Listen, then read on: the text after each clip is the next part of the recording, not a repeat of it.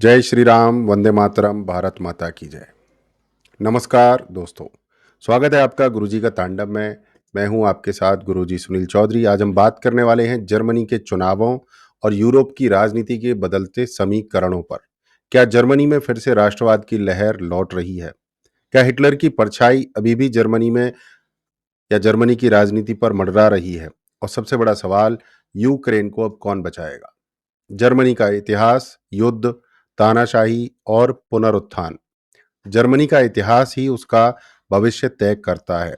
पहला विश्व युद्ध 1914 जर्मनी के कारण हुआ और नतीजा हार में निकला। दूसरा विश्व युद्ध 1939 एडोल्फ हिटलर ने जर्मनी को तानाशाही की राह पर धकेल दिया और नाजियों का आतंक पूरी दुनिया ने देखा।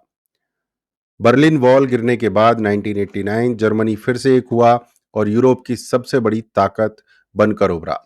अब सवाल यह है कि क्या 2025 में जर्मनी फिर से पुराने राष्ट्रवाद की दौर की तरफ लौट रहा है? जर्मनी का चुनाव, क्या कट्टर राष्ट्रवाद की वापसी होने वाली है? 23 फरवरी को जर्मनी में चुनाव होने वाले हैं और इस चुनाव में पूरा यूरोप और अमेरिका अपनी नजरें गड़ाए बैठे हैं।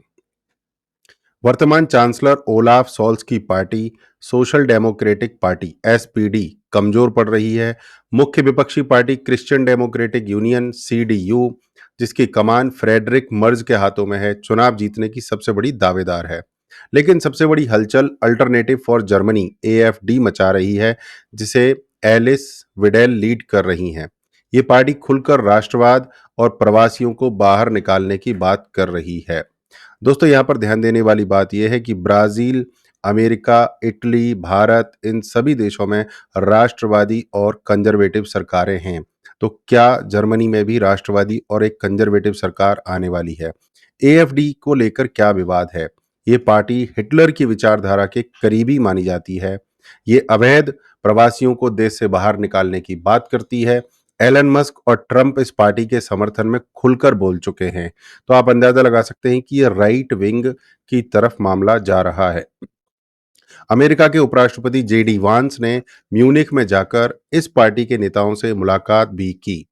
अगर एएफडी जीतती है तो यूरोप और पूरी दुनिया में राष्ट्रवाद को नई ताकत मिलेगी और लिबरल ग्रोह का पत्ता साफ होना तय है। यूक्रेन के भविष्य पर बात करते हैं। क्या अमेरिका धोखा देगा या नहीं देगा? तो रूस यूक्रेन युद्ध का मामला चल रहा है। यूक्रेन को अभी तक सबसे ज्यादा आर्थिक और सैन्य मदद जर्मनी से मिली है। लेकिन अब डोनाल्ड ट्रंप के अमेरिका में लौटने के बाद अमेरिका ने यूक्रेन से सपोर्ट खींचना शुरू कर दिया है।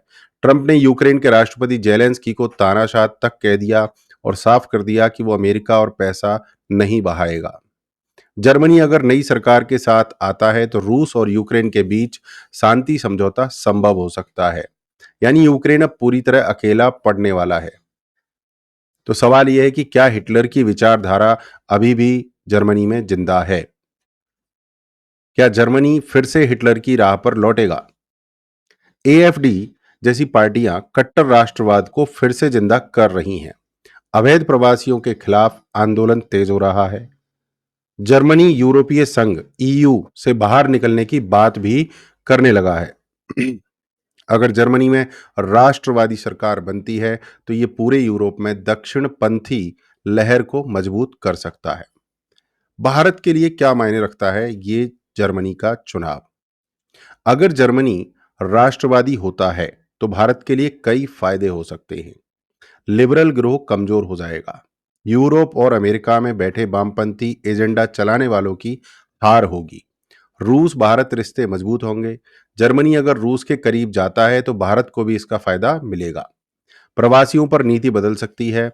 भारत से जाने वाले छात्रों और कामगारों पर भी असर पड़ सकता है। निष्कर्ष, क्या जर्मनी फिर बनेगा विश्व की एक बेहतरीन शक्ति? अगर एएफडी जीतती है तो ये पूरी दुनिया में राष्ट्रवादियों की जीत मानी जाएगी। अगर सीडीयू जीतती है तो जर्मनी में स्थिरता बनी रहेगी। और अगर एसपीडी फिर से सत्ता में आती है तो जर्मनी की जो कमजोर नीतियां हैं वो जारी रहेंगी।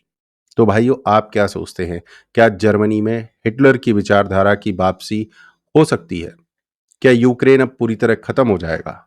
क्या जर्मनी के चुनावों का असर भारत पर पड़ेगा?